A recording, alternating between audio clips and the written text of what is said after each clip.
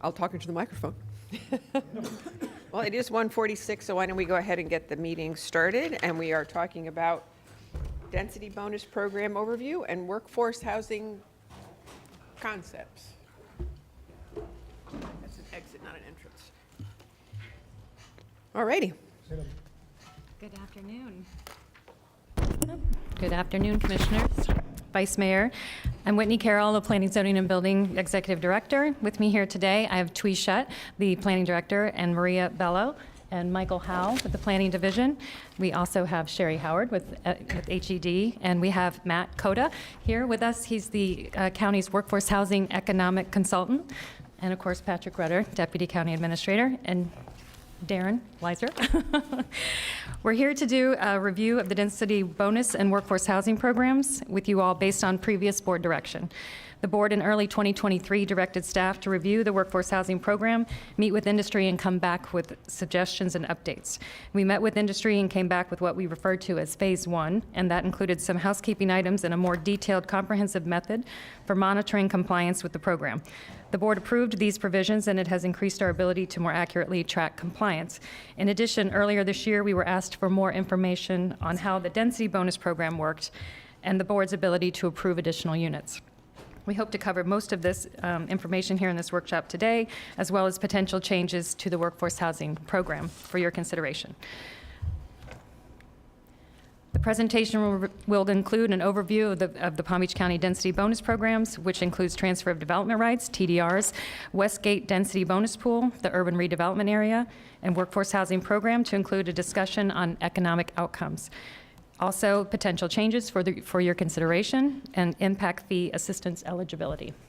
And with that, I'll turn it over to Maria Bello. Thank you.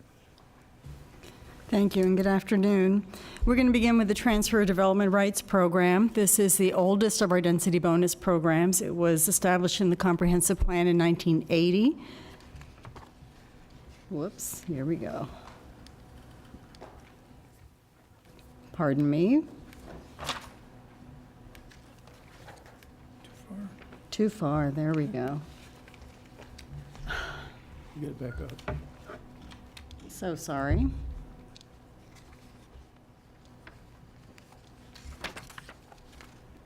This is not, nope. Yes, that'd be great. Thank you. Good. Okay, there you go. Okay. Now, there you go. There we go. It's the oldest of our density bonus programs, adopted in the Comprehensive Plan in 1980, and actually one of the first transfer of development rights, or TDR, programs in the country. When it was established here, the intent was for to redistribute population from areas that would be more difficult to provide services to areas where services already existed or were planned to occur.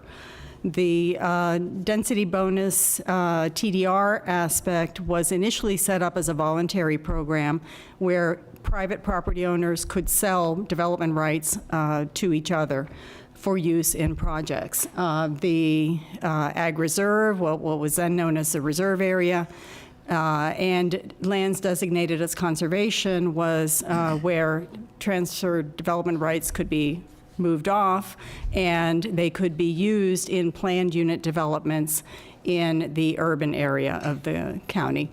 But zoning requirements had to be met, performance standards had to be met, facilities had to be available for those developments, and compatibility of the surrounding area needed to be addressed as well. So as I said, the program started in 1980. By the early 90s, only one transfer of development rights had occurred. And so the Board of County Commissioners at that time, in response to that poor usage of the program, did several things. They created a TDR task force. They directed staff to conduct a TDR study to see what recommendations could be arrived at to improve the use of the program. So over the next decade, several of the recommendations that came out of those efforts were implemented. For example, Policy 24B, which you see in every staff report for comprehensive plan amendments that are increasing density in the urban area of the county. That policy that was established as a result of these recommendations required TDRs as the mandatory method of increasing density. So that was a major outcome of those efforts. In addition, there more specificity was added to the program in terms of what could be a sending and a receiving area and what could be the sending and receiving rates from one area to another. And then perhaps most significantly, a recommendation was implemented to create a county TDR bank. This bank would be a means for developers to directly buy development rights from the county. The bank was created in 1998 and was stocked with the development rights from the environmentally sensitive lands that the county was purchasing at that time. The bank, just as an aside, started out with about 9,300 units. About 3,600 of those development rights have been sold. That has resulted in about $20 million for the county, and those funds are used for the maintenance of environmentally sensitive lands. Fast forward about a decade after that TDR bank was established in 2008. In 2007, the county linked workforce housing and TDRs. The county had just adopted the TDR program in 2006, and the next year in 2007 decided to require a percentage of any TDRs used to be provided as workforce housing. And then coming forward to today, TDRs are used in large developments. They're also used now fairly regularly in small projects or even individual landowners looking to add a unit or two. As you know, you see in your staff reports that policy 24B. So you get, as a result of that policy, you get in every staff report a recommendation from staff that full use of TDRs be required of applicants that are seeking to increase density in the urban tier. And the board the board approves the use of TDRs anytime that they are being sent to a planned unit development or anytime when the use of the TDRs is going to exceed 2 TDRs per acre.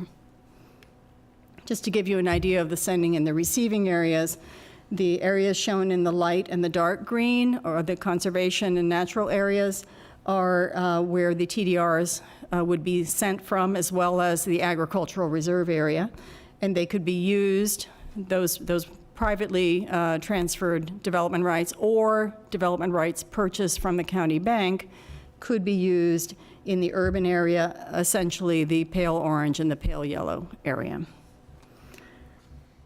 In terms of the pricing of TDRs, the county does not set prices, obviously, for the private transfers, but does set prices for TDRs to be purchased from the county TDR bank, and those prices range from a high of $57,500 for a TDR that's going to deliver a market rate unit and a market rate single-family unit in a market rate development, to a low of $78 for a TDR that would be used to develop an affordable housing unit in a redevelopment area. So a wide range of prices for the TDRs. Our next density bonus program is the Westgate CRA Density Pool. The Westgate CRA overlay was part of the adoption of the 1989 plan that was reflecting the fact that the Westgate CRA had just recently been established. The purpose was to encourage redevelopment in this area, and that would be done through a series of different tools, including a density bonus pool. That density bonus pool is intended to result in quality housing stock in the area with a mix of incomes, a mix of rentals, and for sale units. And the density bonus pool allows a developer to add units on top of the land use designation of the site, anywhere up to 20 to 150 units per acre in addition to the land use of the site. There are requirements that come along with this: design, open space requirements, and of course workforce housing requirements. A minimum of 20% of the units in the project need to be provided as workforce or affordable housing units. The use of the Westgate Density Bonus Pool requires a positive recommendation from the Westgate CRA Board and also requires this board's approval if the density bonus exceeds 22 units per acre. Our third density bonus program is the urban redevelopment area. You're familiar with this in the central part of the county. It was established in the comprehensive plan in 2007. The intent of the program is to focus redevelopment and infill efforts in this area of the county, and it identifies several priority redevelopment areas where special land use designations apply. Those land use designations do not have a density limit per se. So this isn't technically a density bonus program, but it is a path to have significant density available in certain areas, in those priority redevelopment areas. Instead of having a cap associated with these land use designations, it's the form and some performance factors that determine the amount of units that will be available in these areas. They do come with requirements, among those a 15% workforce housing requirement. And the URA also offers a streamlined approval process wherein there can be administrative approval for residential projects that meet the requirements that the board has set. And with that, we come to our fourth density bonus program, which is within the workforce housing program of the county, and Michael Howe is going to review this one with you. We're going to provide a brief overview of the workforce housing program as one of the density bonus options available in the county. Then Can we're you going to pull go your into more- microphone towards you a bit? Mike, there you go. Pull it. Pull it towards you so we can hear you. Excuse me. Then we're going to go into more detail on some aspects of the program and discuss some areas where the board may want to consider program changes to better align the program with county objectives and changing market conditions. The workforce housing program was adopted as a mandatory program in 2006, replacing the voluntary density bonus program that was in effect for several years with very limited success. As was previously stated, in 2007, the board required a percentage of TDRs as workforce. In 2010, due to economic conditions, the WHP required percentages and the WHP affordability periods were reduced. In August of 2019, as a result of changes intended to encourage the development of single-family on-site for-sale units, the program streamlined density bonus up to 50%, but maintained the conditional Class A approval for density bonus greater than 50%. Also, for the first time since 2006, the in lieu fees were increased and the exchange option was established. In 2023, there was changes that focused to improve compliance monitoring and address fees that could be charged to rental tenants. The program is an inclusionary program, meaning that every project in the unincorporated urban suburban tier of 10 or more units has a mandatory workforce obligation. In addition, the program has a voluntary component where interested developers can obtain a density bonus in exchange for an additional larger component of workforce housing. The workforce housing obligation can be met by providing the WHP units on-site, off-site, pay an in lieu fee, purchase or restrict existing units, donate developable land, or utilize the exchange program. The restriction for for-sale units is a 15-year recurring restriction. For rentals, it's just a 30-year restriction.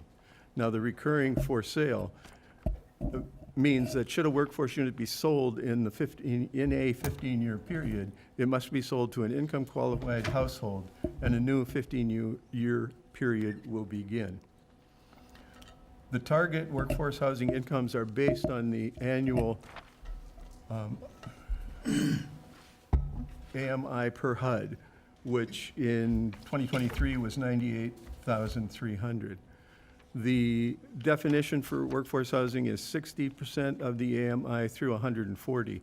And through our program, we've established 4 income categories, 60 to 80, greater than 80 to 100%, greater than 100% to 120%, and greater than 120 to 140% rentals only.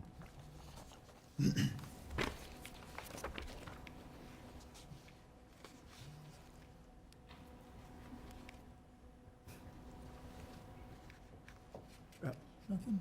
Well, can you go back one, please? Tier? The program applies in the unincorporated urban suburban tier, which is the white areas within the red boundaries. The board also has placed conditions of approval to provide workforce housing on amendments in areas outside of the US tier. Within the workforce housing program, developers have two options, a full incentive option and a limited incentive option. The full incentive allows up to a 100% density bonus based on a point system, and the units are provided in all income categories. This is typically selected by developers of multifamily rental projects that are seeking to maximize their density. The limited incentive option caps the density bonus at 50%, but requires any workforce units that are provided to be in the lowest two income categories. This is typically selected by developers of low-density, for-sale, single-family projects that aren't looking for a lot of extra density and want to minimize the obligation. The obligation is about half of what it would be under the full incentive. Here's a couple of typical examples. Two similar properties, 10 acres each, one designated for low density at the low residential 2 unit per acre, and the other for higher density at high residential 8 units per acre. Low density projects are typically for sale and typically select the limited incentive option. The option has a max density bonus of 50%, but half the obligation of the full incentive route. Higher density projects are usually seeking to maximize the density and will typically use the full incentive option, which allows for a density bonus of up to 100%. The amount of bonus is based on a point system which reflects county objectives, such as delivering on-site for-sale units in areas with low concentrations of workforce housing. Density bonuses greater than 50% require BCC approval.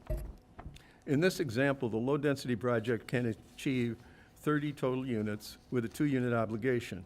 The obligation can be met through any of the disposition options, but if provided as units, they must be restricted to the 2 lowest income categories. For this type of project, the WHP units are not typically provided on site. More often, the developer will select the in lieu option, the exchange option, or provide the units offsite at another location. The full incentive example is typical of what is requested at the higher densities.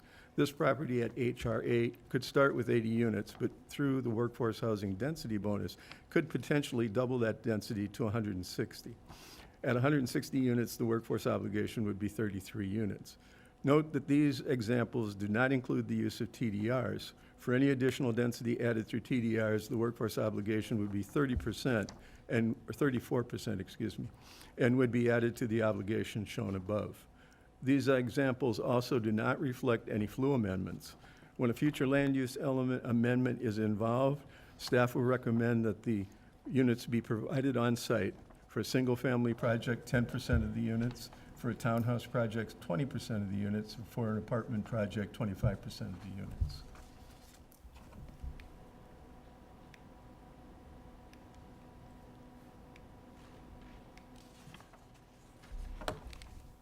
As mentioned earlier, the 2019 update of the program incorporated some new provisions to try to incentivize the delivery of the workforce units as on-site for-sale units. Under the full incentive option, the obligation is reduced by 12.5% for workforce units provided as on-site for sale units. Further reduction if single-family units, a reduction of 20%, and if townhomes, a reduction of 10%. In any case, on all options, there's a 1.5 times multiplier applied if a for-sale project meets its workforce obligation with off-site rentals.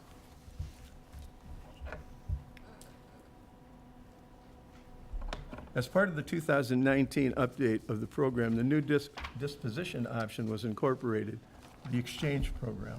This option was proposed by industry and accepted by the board and allows one developer to essentially pay another to take on their workforce obligation. The market rate developer pays the workforce developer a fee based on 80% of the in lieu fee, and the workforce developer then has 3 years to deliver the workforce units. The market rate development gets to move forward with their project. The county receives surety in the amount of the in lieu fee in case the units are not delivered for some reason. To date, through the exchange program, the workforce units have been sent to projects in Lake Worth Beach and West Palm Beach. 42 units have been delivered. Just over 100 more are in process, and there are additional 2 projects proposing to use the exchange program.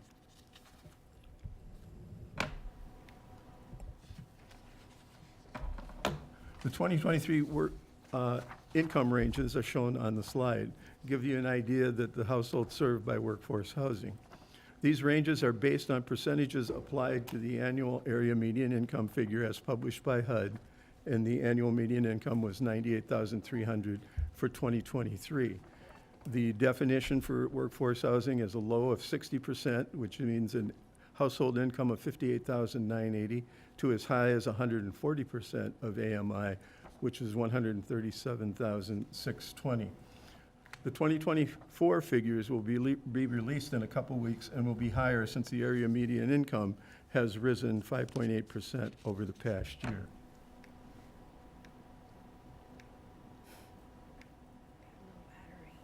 It's got to be me. The 2023 rental prices are shown on this slide. The rent prices are permitted by workforce housing for these income ranges. The numbers themselves, the rental numbers, are based on the Florida Housing Finance Corporation Multifamily Rental Program annual rent schedule. So the lowest rent would be a studio at 60%, would be $1,023, and the highest rent is a 4-bedroom at 140% at $3,955. The for sale prices are based on the annual AMI, again, published by HUD. The 3 prices that are shown are the highest in that category that a unit can be sold for. So a low-income unit at $206,430, a moderate 1 unit, $265,410, the moderate 2 unit at $324,390. One of the changes in 2019 was to eliminate the highest category in the for sale portion of the workforce program. The units have been provided through the program. So far to date, 104 projects have been subject to workforce housing. This has created an obligation of more than 3,300 workforce housing program units. Of these, 1,456 rentals have been built and 250 for sale units. About 1,270 additional units are in the pipeline, primarily rental units. And 326 units, or about 10% of the obligation, have been addressed through payment of in lieu fees. These funds, by the way, are used for the down payment assistance for purchasers of the workforce housing program units. $7.1 million have been spent to date on down payment assistance for 228 homes. That's the end of my presentation. So as we hand the baton over to Matt with BAE Urban Economics, let me give you just a little bit of context on what Matt does and the function he performs. When we wrote the initial workforce housing program in 2006, we actually engaged a professor from Rutgers, Dr. James Burchell, I believe it was, Robert Burchell, thank you, to run model pro formas. And we did this to analyze what a large lot single family, a small lot single family, a multifamily, and a townhouse. Kind of take those broad concepts, apply and create a development out of them, and what is their profitability? What does it look like? We somewhat artificially held ourselves to a 10% rate of return at that time on for sale product, and then a capitalization rate for rental product of about 5.5%. Those aren't strict ceilings or floors, but we really tried to keep in that area. Matt, in his work in the past 10 years, has done that as well. So we did this initially in 2006, and it was of great value as we worked through the initial program and worked with industry, and that's always the default point. I can't build a project, it's making it unprofitable anymore. And we said, then show us where we're wrong, show us what we're doing. Back then, and as Matt has done in the past, we not only look at our stuff, we talk to industry people. We get a feel on the ground from the ones who are building, from what the land costs are, and apply nationwide trends as well. So we do our best to give an accurate feeling. It is not any given project that you might see on a Thursday. Don't get me wrong, we're not taking those. But using the models, using generalized formula and generalized sites being developed, we put that together. So what Matt has done, we engaged Matt. So first, initially wrote the program in 2006. You might recognize the era as just before the Great Recession kicked in. We came back in 2010 and amended the program, quite frankly, relaxed a number of the standards. Didn't feel the need to do financial analysis when we were going backwards. We then re-engaged in 15 and 16 and began working with Matt and his staff. As Michael pointed out, the board in 2019 subsequently made changes and made a number of changes along the way. Matt did that work, and I'm stealing a little bit of his thunder, but I just wanted to point out one piece. As he was doing that work, we had legislation dropped on us.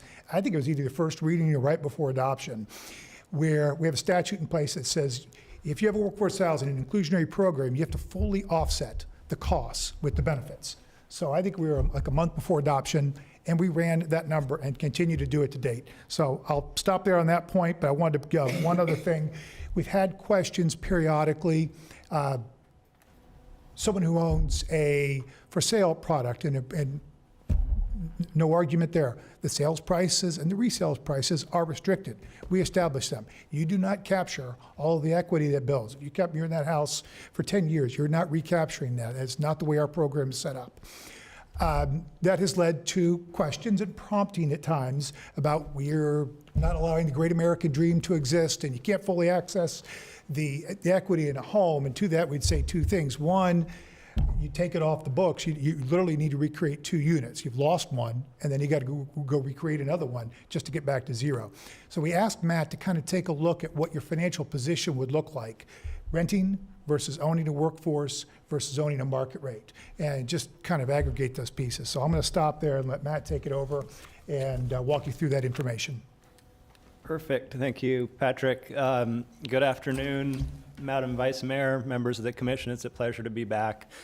As Patrick explained, we have supported the calibration of the workforce housing program over the years by doing this financial feasibility analysis from the perspective of developers that would be trying to run the numbers to figure out if the projects are feasible to comply with the various workforce housing requirements and also achieve those targeted rates of return to be able to be attractive to lenders, investors, their own business profitability, and so forth. So we're applying those kinds of industry standards to our analysis and understanding from the perspective of a developer or an investor or financer, whether these projects work with compliance with these requirements. So on this slide that you see up on the screen, some of the typical prototype projects that we looked at, a couple of the low-density single-family residential, a townhome project, a multifamily higher-density type project. And as Patrick mentioned, we're applying that standard of profitability to understand if these projects are feasible. So in late 2019, the analysis that we did identified that within each of those prototype project types, there were financially feasible options that met those standards of return for each of them. And it doesn't mean that every option for compliance was feasible, but there were at least some options that would be feasible. So a developer had choices to make as to what would be suitably profitable within those different project types. Then again, so just acknowledging that inclusionary housing programs by their nature are what we consider ride-along programs. So if you don't have financially feasible market rate developments, you don't get the inclusionary workforce projects, or you don't get the projects that are paying the in lieu fees. So we want to make sure we meet those standards. Then along came SB 1730 in late 2019. As Patrick mentioned, we did conduct the analysis to understand compliance with that new requirement of state law. So on the screen here, you see the Florida state statute that essentially says that counties are allowed to have inclusionary housing requirements. Counties are allowed to have housing linkage fee requirements on the condition that the incentives granted to those projects fully offset the economic or financial impact of those requirements. So we did our analysis there, and essentially we're asked, do we fully offset the cost to project profitability for a project by offering the incentives versus whether there were no workforce housing requirements? And our analysis did find that the prototype projects are actually more profitable with the various incentives offered than in a no workforce housing requirement, no density bonus type of situation. So that was good news, of course, to find that. Just a summarization here on the slide. So you see the yellow highlighted rates of return on the table, and then you see below that the rates of return for the various compliance options, the on-site, the off-site, and the exchange. And you can see that by offering that additional density, more market rate units can be built in excess of the number of inclusionary units. You're helping to increase profitability of these projects. So in that sense, we'd say it's a win-win in terms of the developers are getting a boost, but you're getting those workforce units as a part of the project. Next, we'll go into this assessment of the financial benefits of the workforce housing program for home buyers in that program. So as Patrick mentioned, we wanted to look at the financial position of a workforce home buyer in comparison to a market rate home buyer over time, but also in comparison to what we consider kind of the default. Most likely, workforce buyers are coming out of a rental housing situation, so comparing to being a long-term renter versus being a long-term owner under a workforce housing program. So we're tracking the household expenditures over time on a long-term basis and on a cumulative basis, but also looking at annual outlay. And we'll get into those details in just a moment. Okay, so the comparison model incorporates a lot of the different criteria, standards, metrics, and so forth that Michael mentioned in terms of how much the unit can cost initially, the ability to sell at some point in time after 15 years and not have to repay the down payment assistance, be able to capture the full equity involved, all the other costs associated with home ownership, principal, interest, taxes, property insurance, so on and so forth. We have a complicated spreadsheet that backs all of this up, that factors all this in, projects it out over a 30-year period, and then we can look at how things work out over time. We do have to make some assumptions there about rates of increase, so things like the allowable workforce housing price increase over time, the market rate housing price increase over time, the increase in market rate rent that a household would be paying if they weren't in one of these workforce housing programs. Typically, we used the last 10 years average rate of increase on those, so we have a sort of comparable benchmark to go off of.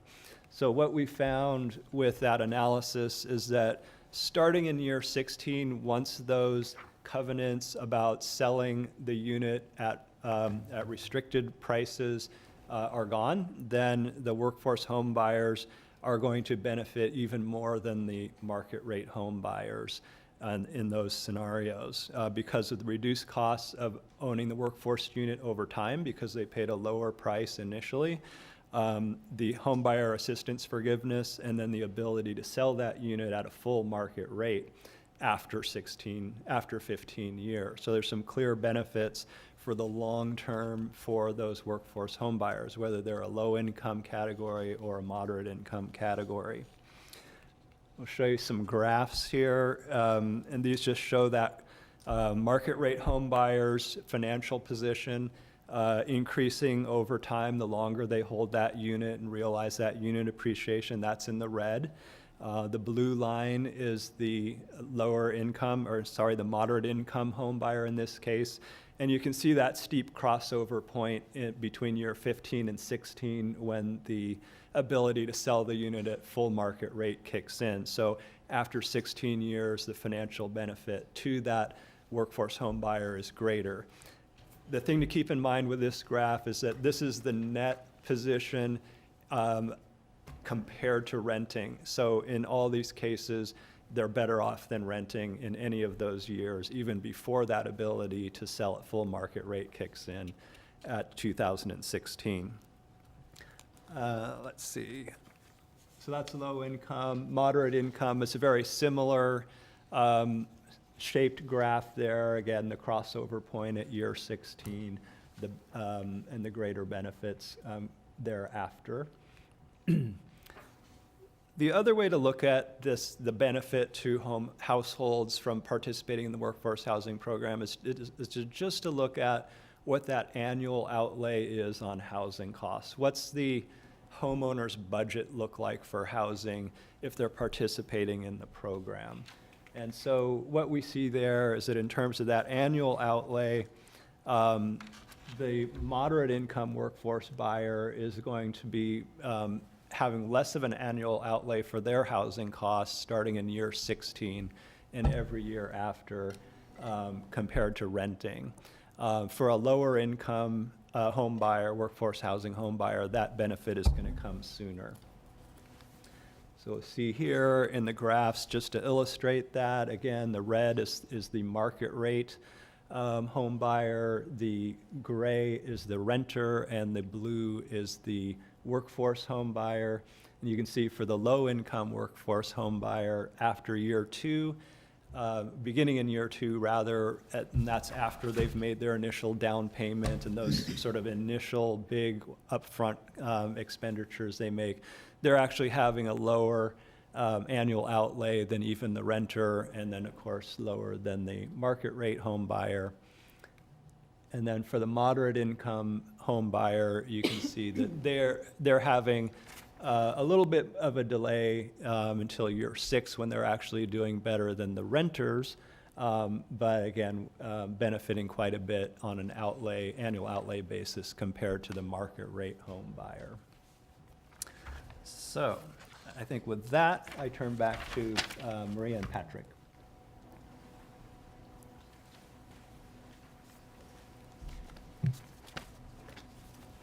Okay, so this next section is an discussion of several things that have been identified in the course of implementing the workforce housing program. Ms. Bella, would you hold on a second? Commissioner Baxter, do you have a question? Yes, and if you don't mind, before we move on to the next section. That's fine.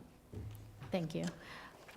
Quick question. So we're comparing a lot of the numbers, the financials, programs, so on. And the last time we came together, I specifically wanted to have, some bankers, some people in the financial institute industries to come and give us present their own numbers and how it compares to our programs and if they work well together. Is this something we're getting at or getting to? I think where we'd be, Commissioners, is want to hear from you, get your direction as we move forward with any changes. We would be engaging them, bringing that forward, hearing what they have to say, as well as addressing the direction we had gotten from you. Well, I believe my direction was to have it addressed at this workshop because we knew it was coming up. Have we reached out to anyone? We have not had any independent discussions with bankers or financiers recently. We've done that every time that we do make the changes. Okay, so I guess, I feel like we're handicapped then? Because if we're going to direct how this program should work, shouldn't we also understand how that works with the financial institutions? And I think that's what the part we do from a financial institution perspective, whether it's a home sale or rental, because we've done both. We've sold over 300 homes and we built, I don't know, well, the market has built, I don't know how many thousands of units. So it's worked in the commercial lending world. I think to your point, what you're looking for is the input from lenders and the input from the developers, what this program means to them and how it works for them. We have one that's in place right now. What we have done historically is your direction to make any changes, or none for that matter. We would be engaging industry at that point. Here's where we're looking to go. I guess I just kind of feel that's backwards. Like, why are we, I guess we can set where we want it to go, but if we're going to make an informed or an educated decision, shouldn't the financial analysis, because we can have all the hope streams in the world, but if it's not possible or feasible for a developer or builder to actually bring to light. Couldn't agree with you more, which is why we would never and have never brought a code change recommendation that did not meet the affordability parameters that we set, we were sharing with you. Back to where you're looking to go. I think what you really want to hear, and the board would want to hear, is what does industry think about the changes? You've got a program in place now, so they're operating with this. They live with this right now. We've had one for 18 years. We're talking about the potential changes. We would want to share that with them, what you might be directing us to consider. It wouldn't be go write the code words, but look at these ideas. We can then work with industry on those, analyze it, and bring it all back to you. Again, I hear you. And I'm going to stop because I feel like we're talking in circles at this point. But again, to make an informed decision, we need to have all the information and to see which direction. But it was specifically direction. So that's what I'm kind of confused about, why we're having these conversations and they're not here.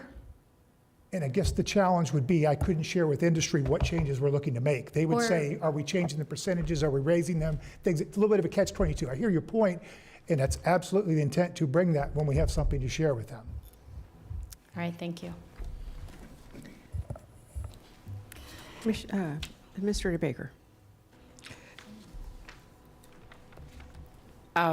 The program that staff is laying out in front of you, we received major input from industry, banking, et cetera, and brought that back to the board. The board approved the program that we're laying out in front of you. And I guess I should take the blame. We didn't have anything new to share with industry until after we came to the board to lay out how the program works today. We brought our third party in because he's the one that also works with us as well as industry to get input from them to lay out whatever is going to be laid out. He did that as a part of this existing program, along with input from industry on this existing program. And so we're here to kind of lay it out. You give us direction, leave it alone, it works, don't do anything. Or go talk to industry, we see where we can make the changes. We'll go have subsequent meetings with industry because it'll take more than one. And then we will workshop it back with the board. And at that time, industry normally shows up to share with the board what their thoughts and opinions are. And we will definitely involve the bankers on this issue as well. We had a workshop or a presentation on this, was it last week or the week before? Very recently, which is, HED's bond. right, HEDs, right, correct. which is what prompted this, and we knew this workshop was coming. So if we can't, I guess, do a direction or follow through with something, I would be greatly appreciated if I could know that day, so I'm not expecting the information when we get here. I would just really be appreciated if we could do that going forward, instead of just feeling like it wasn't heard. And then lastly, we'll see kind of where this goes, but I mean, that was a huge factor. We learned a lot of things that we didn't know, and things that were vouchers were brought up, and several other factors were kind of brought up during a meeting that I was unaware of previous. So again, having all the information helps a lot. Commissioner Bernard? Thank you very much, Madam Mayor. I know for me what I would suggest is I see that some of the possible changes that you would like for us to discuss, for me it's very hard for us to have these discussions right now when I'd love for you to, meet with industry and the bankers, the Gold Coast builders. I think they were here in 2019 when we brought this up, and then to go over each one of these items, and then we're able to really weigh in a little bit more, because we don't want to, I know for me, I don't want to go in a direction without really having the industry weighing in on that. So that's my thoughts. Thank you. Thank you. Commissioner Woodward. I have a number of questions, but I wanted to see, there's only, I think, 2 slides left, or would it be better to finish this? Or, I have Why don't we go ahead and about finish? 10 questions to go, so can we finish? Because it's not that much, so why don't we go ahead and Yeah, finish? thank you. All right. So you have at your places this table, which is a large print version of the same information that was provided on 2 slides in the presentation you have at your places, and the same information that's on these next 2 slides.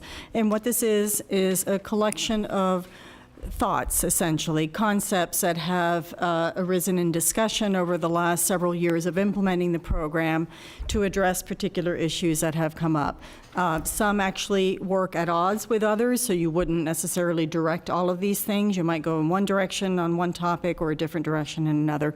So this is just to bring these to your attention to see if the board has any concepts in particular that they maybe feel would be worth looking into further or dismiss altogether. So beginning with the applicability of the workforce housing program. As was mentioned earlier, it applies today only in the urban suburban tier. So one concept is extend that so that the board doesn't have to do those projects outside the urban suburban tier by condition of approval. In terms of voluntary participation, we regularly get requests from small developers that would like to participate in the workforce housing program and use the density bonus that comes with it, but they don't get to that 10-unit threshold, so they're not eligible to use it. That might be an easy way to facilitate their development and also gain a couple of extra workforce units. So that's that concept. The affordability periods. As you heard, it's 15 years recurring for sale, 30 years for rental projects. There's been discussion about potentially changing that. Affordability periods actually used to be longer in the earlier version of the program years ago. So that's a possibility there. Workforce housing income eligibility determination. So this is for rental projects. In the rental communities, our property managers are not required to recertify the tenants every year. So we have situations where an individual may be eligible when they move in, but may stay there for several years. And their income may go up. Their income may actually push them out of the workforce housing program. So one possibility is to require income certification every year. This was not done that way initially because that was a concession, I think, to property managers at the time because it was going to be too burdensome.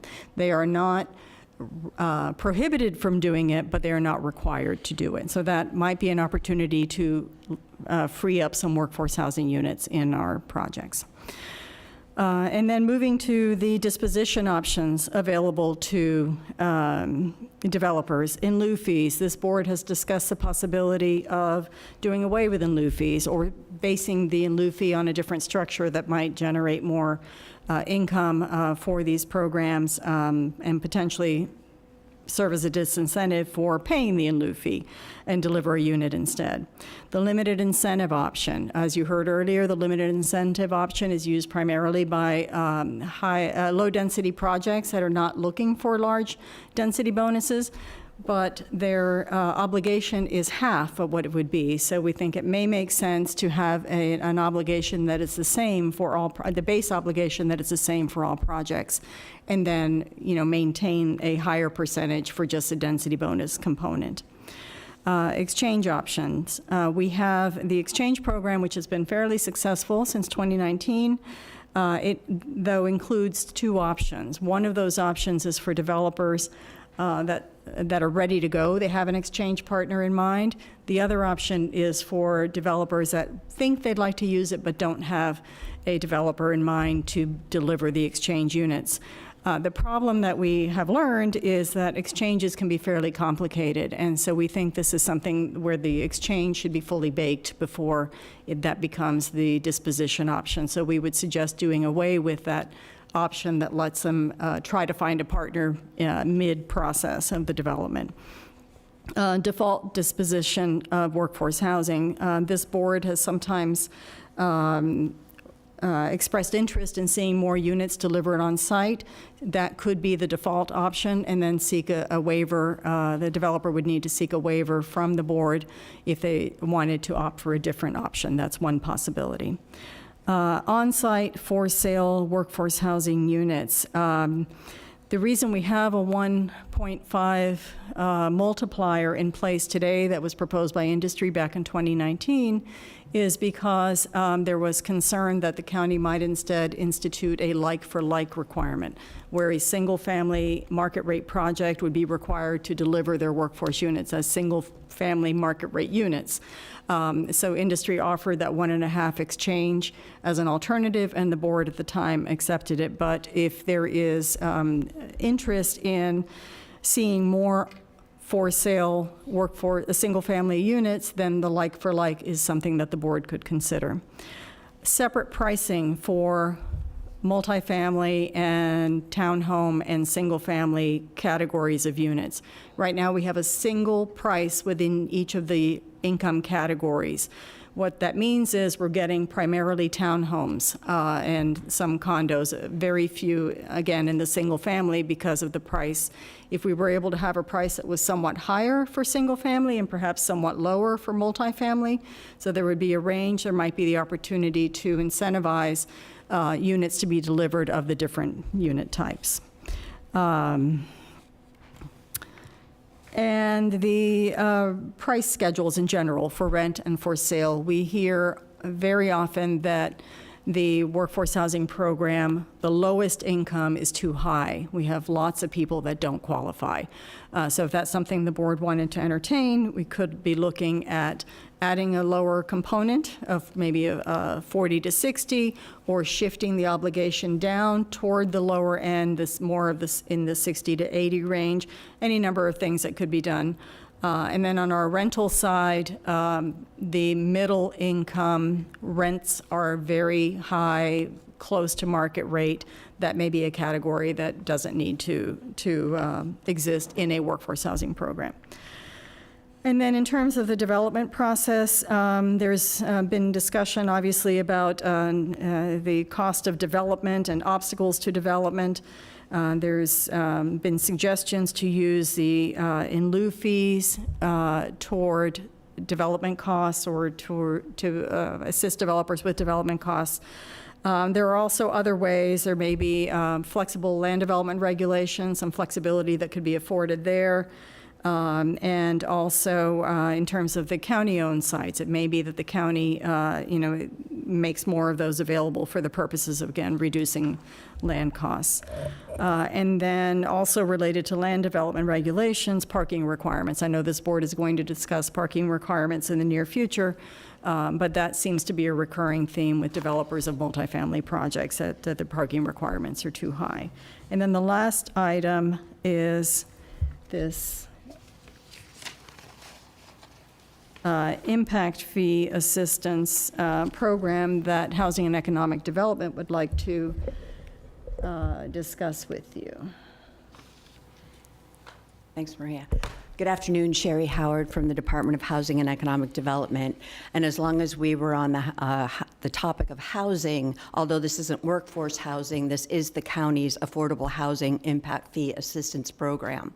So the Impact Fee Assistance Program takes interest earned from roads, parks, and public building impact fees and puts them towards affordable, or makes them available for affordable housing. And that interest earned is 50% of the interest earned that goes towards this program annually. It is administered by the Department of Housing and Economic Development, and we provide assistance for impact fees due to new residential construction for sale or multifamily.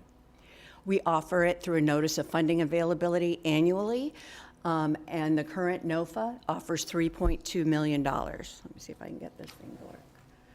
So right now, based on the guidelines that have been approved by the board, we allow this program, we allow applicants that provide up to 140% AMI incomes for residents. As long as we were having this conversation, and we had it during the housing bond issue, we wanted to talk about whether the board had a desire to move the maximum AMI for this program to 110% of the AMI, as they did for the housing bond, as instead of the 140%. And that's the last issue on the list. Yeah, Vice Mayor, that concludes all we have. We'd be happy to take any questions and direction on HD's point and the list we have prepared for you as well. Okay, since I just looked up and I see three lights, Commissioner Weiss, why don't you go first? You want it, you can have it. Well, thank you. So going back to the TDRs, they won't last forever, right? There are There's still, only a limited number of them. there are about 5,700, but there is a policy in the plan that allows the board to create more development rights for the purposes of putting them in the county bank. And we, as I mentioned, we've only had the one transferred to private one, so there is a potential for additional, maybe there may have been a second one much later, but the potential for additional private transfers in the future. I mean, my question really is related to, and I guess it's in one way, it's like printing money, but it's just adding costs too, right? It's just adding costs to the units. When the TDRs are purchased for the purpose of delivering a workforce or an affordable unit, they are very inexpensive. But they're not zero. They're not zero. They're not zero. Or they're not negative. So it does add to the cost of producing every unit in the county.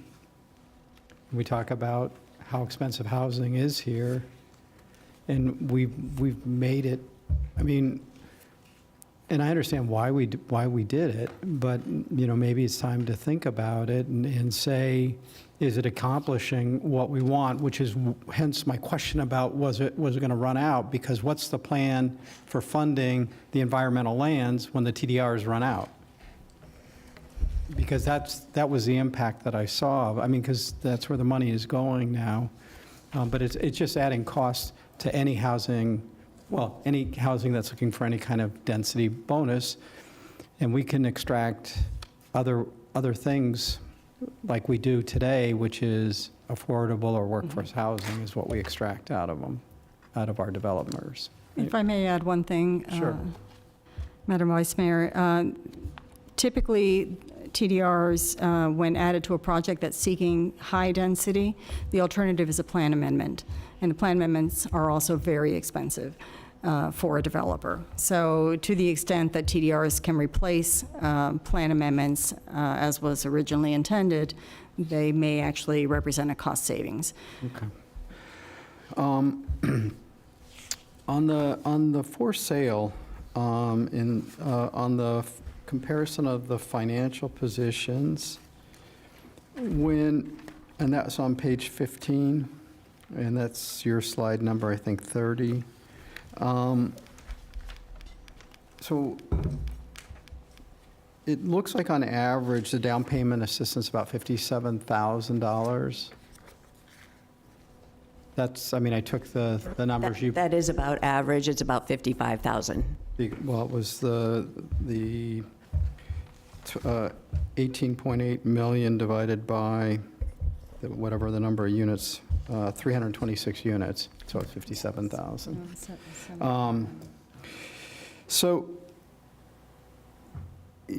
in looking at that and comparing it, in your comparison, when you calculate that, because there's a value to that money, right, of being, and I did a quick calculation on it, that 57,000 after 15 years at 4% is about $102,000. If you compounded it on an interest rate, yeah, that sounds about right. Yep. So is that built in, when you look at these numbers, is that return, did you build the return in on that as well? So the way it works is that down payment assistance or home buyer assistance brings down the cost of the mortgage. So they have a reduced amount that has to be financed through the mortgage. So they are benefiting from having a lower mortgage principal and interest payment during that time.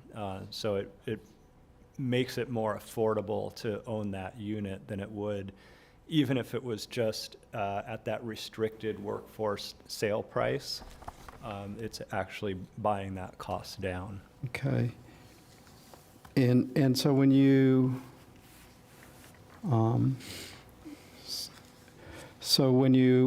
because you look at that, you got that sort of hockey stick line going there. So, okay. It just seems, and then you said there's a, if they run it out to the 15 years, then it becomes forgivable, but prior to that, it's repayable? Is that how it works? It's recurring. No, repayable, the down payment assistance. The homebuyer assistance. Yes, Yes, without interest, as I understand it. that's correct. Zero. Okay, all right, fair enough. I like the idea, some of these other ideas I think are interesting and probably deserve a lot more discussion, that you gave us on that list, and something certainly I want to think about. We started, and the other day I was in the office, we were talking about everything that's getting built in the county, how many units, and there are literally thousands of them that have been built. Correct me if I'm wrong. I'm looking back there at Jonathan. I mean, there were thousands when you look at all the programs. And so I'm looking forward to when you guys put out that information. But it's significant when you compare us to Broward. We actually look pretty good when you take the housing finance funding. But I think some of these other things to look at to change, probably reasonable time based on how we've been going and what we've seen happen and gotten built. So I appreciate the opportunity to review this today and look forward to further discussions on this. Thank you. Commissioner Woodward. Thank you, Vice Mayor. I'll skip my TDR questions. I think you covered that pretty good. I did want to go to your slide 16. The typical examples with the workforce housing. And just so I understand, with this, even with the much higher increase in workforce housing units, they're still getting a considerable number of more market rate units. So even, with, and I'm sorry, sir, I forgot your name. Matt. Okay, thank you. When you took this into the consideration for how these would get built, because you were doing like the builders' feasibilities, when the information that you gave us as far as it's not cost prohibitive to them, how much less cost prohibitive is it when they use the exchange program? Because then those units are being replaced on site with market rate units, and then they're paying for off-site somewhere else, which gives them more market units. Is that a different formula that was on here? So the exchange program's a little bit tricky because the county doesn't set the exchange price. That's more of a negotiation between the market rate builder and the workforce builder. So we don't know exactly what that transaction is going to look like. In our analysis, we made some assumptions about the cost, and that exchange cost per unit would actually have to be less than some of the other less complicated options that are out there for a developer to want to kind of engage in that process. That's going to be a little bit more expensive transaction for them to manage. Well, we only have 42 units actually built. Can you extrapolate from that information? If they were willing to tell us what those negotiations were between those private parties. Is that not something we can compel? No. All right, so moving forward with the exchange program, is that something that we can have a say in? Or at least have the information so we can make a good determination? We're making policy here. We should be able to understand what the exchange program costs them versus on-site. There's a fixed price for what the exchange will be, and that was, again, Maria touched on it, came at the behest of industry, and it's been well received on both sides. The greater idea behind it is it keeps us out of the business. They just tell us that they're doing an exchange, and we're not a party to anything other than the sign-offs at the end. How much, the wheres, the whats, what they're making on the, I'll call it the parent site versus the exchange site, all the other pieces that might go along with it. We're not going to get that information. If the direction is to go back and take a look at some of these, we can include that in discussions with industry. If the board's interested in finding out more, I'd be happy to share that with them. But that's one of those pieces that Well, I don't need the actual dollar amount of what it costs per unit, but are they building one-bedroom apartments for single-family homes somewhere else? Are they building three-bedroom apartments? What are we getting? What are these 42 units? The 42 units are multifamily rental units delivered in the city of Lake Worth Beach with a range of sizes, but I believe all 1- and 2-bedroom units. And what was that in exchange for? In exchange for a single-family market rate project in the unincorporated Boca Raton area, single-family units. So they, I believe, had an obligation of, what's 1.5, so it would have been, just under 30 units that were turned into 42 units in the rental project. Because I do like the idea of the exchange program. It gives us more units. My concern is the 1.5 number. I'm not sure exactly where that came from. And if we're comparing, a West Boca home that's going to sell for a significant amount of money, I'm not saying they don't get to make money, but if we're getting 1- and 2-bedroom apartments in Lake Worth for an exchange, I would think that your formula is going to show them coming out very much ahead on this, and they'd be lining up to want to do the exchange program. Are we seeing that? And what was we have how many coming? It was 100 and something coming? I missed that number. 42 units existing and the 100. Right, you have the numbers there. You're in that ballpark. There's a couple of projects that have already been approved, and then a couple more that are under consideration. I think one more under consideration. Now, do we have to have these units online before they can close on the homes? The market rate homes? No, they actually have to have the exchange partner lined up, and they have to have a restrictive covenant at both sites before they pull the first building permit at the market rate project. But the county gets surety, and then the market rate, the workforce developer then has 3 years to deliver the units. That hasn't taken 3 years on the projects that have delivered units yet, but. But it's only one project right now, right? The 42 units? Right, they actually fed from 2 different projects, but yes, yeah, and one developer, yeah. Okay, I like the idea of that program. I'm just not sure we're really getting as much as we should out of it, especially if we can't put a price on it, but it seems like there could be somewhat of a formula. If we're getting 1-bedroom apartment units for a very large single-family home, that's not 1.5, I mean, we need to put number of bedrooms or have some sort of a formula that goes with this, that we need more units. And a 1.5 1-bedroom units compared to, what the density is. And if this is meant to be a density bonus, so they're getting market rate units out of it, and if they're not building them on site, they're getting extra market units on the property where they want in exchange for this other one. And also the timing, is that something that we can tighten up to where these units have to be online at the same time before they can start selling their market rate units? That would be a policy decision. you've got a hard stop too, don't you, on the market? No. I think with the exchange, the thing with the 3 years that came about was, we heard a lot from industry. They may have a project that's moving its way through to gaining their entitlements, wherever it may be in a different jurisdiction.